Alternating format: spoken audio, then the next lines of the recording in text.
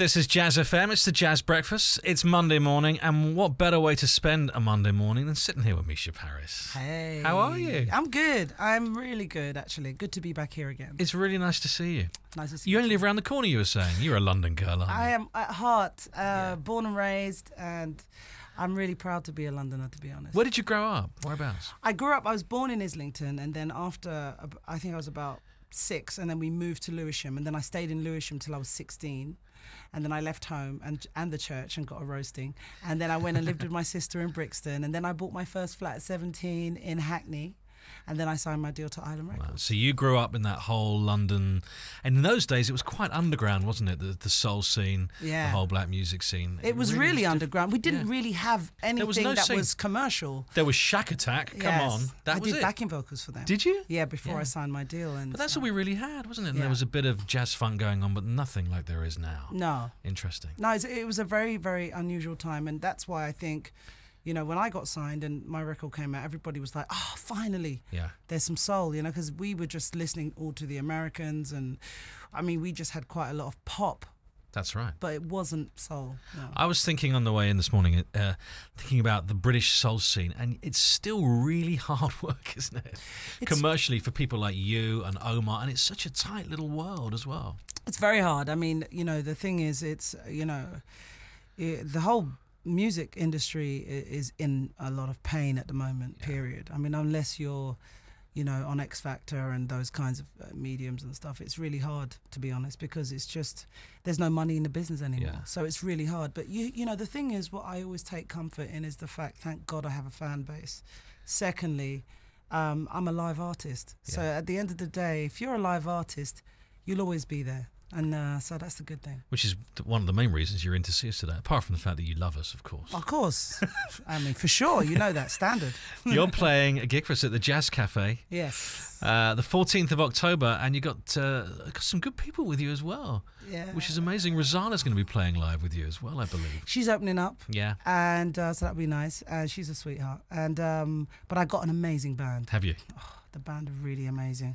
And one of the, you know, my musical director, I've known him for 25 years. Wow. So Paul is a bass player and he's my MD and he's brilliant. So it's a very tight band. And really is it a band full of people that you've worked with throughout your life, or some new boys and girls in there as well? Everybody's new except for Paul. Okay. Yeah, and I've got some cracking backing vocalists who are just ridiculous. They sound like a choir, and there's only 3 of them. Really good. Yeah. Does that put you under pressure as well? Not at all. Really? No, it's better because I have a really big voice live. A lot of people don't know what I'm like live. They listen to the records, but live I'm completely different. You got a big voice on the records as well. Come on. Yeah, I mean, but you know, like when it's live, it's always different, isn't it? It's kind of controlled on the record, but when it's live, there is no control. True. It's gone. You and know? the Jazz Cafe is a good room for that, isn't it? It's really, the best. Yeah. The Jazz Cafe is great because, you know, you got the people standing downstairs, and upstairs everyone's sort of sitting down and stuff. But it goes off in there. Yeah. It gets really, really lively. And it gets sweaty down there as well. Yeah, but it's good. It's good. It's good.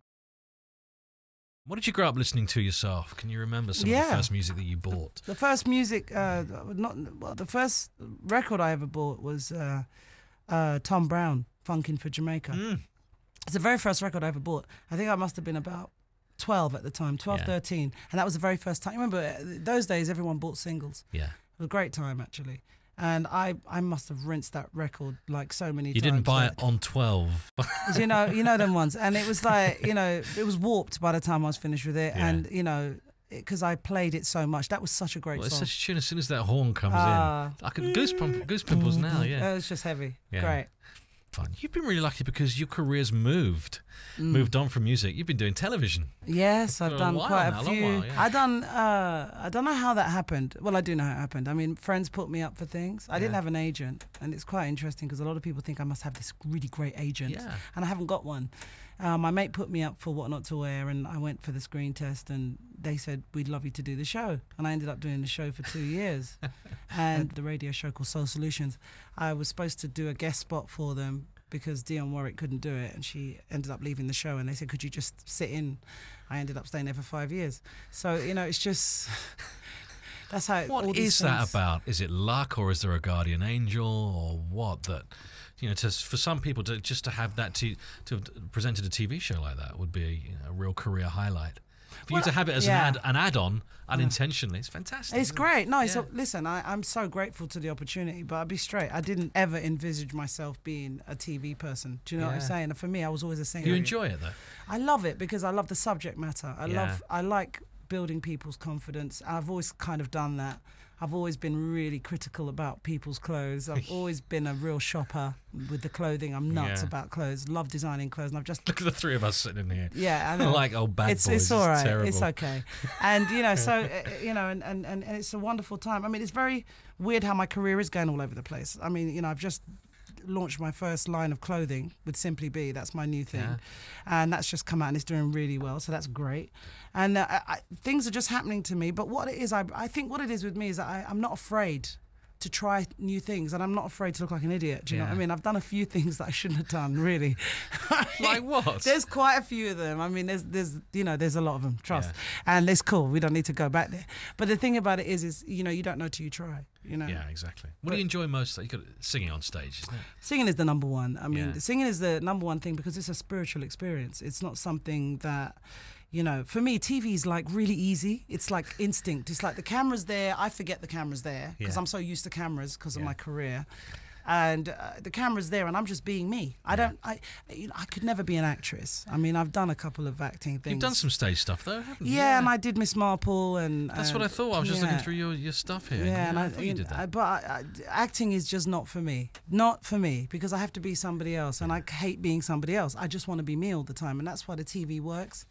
And I love presenting because presenting is incredibly fascinating because you're learning about what you're presenting about and you're educating people about things that they don't know about, and it's fun. It's just great. Are you still starstruck as a performer, as a musician, when you get to work with and meet other people? Yeah, definitely. I mean, I'm always like, you know, like when I did, you know, my radio show, it was like I had people like Lou Rawls in, Bobby Womack, Shaka Khan, Mary J came in like 4 times.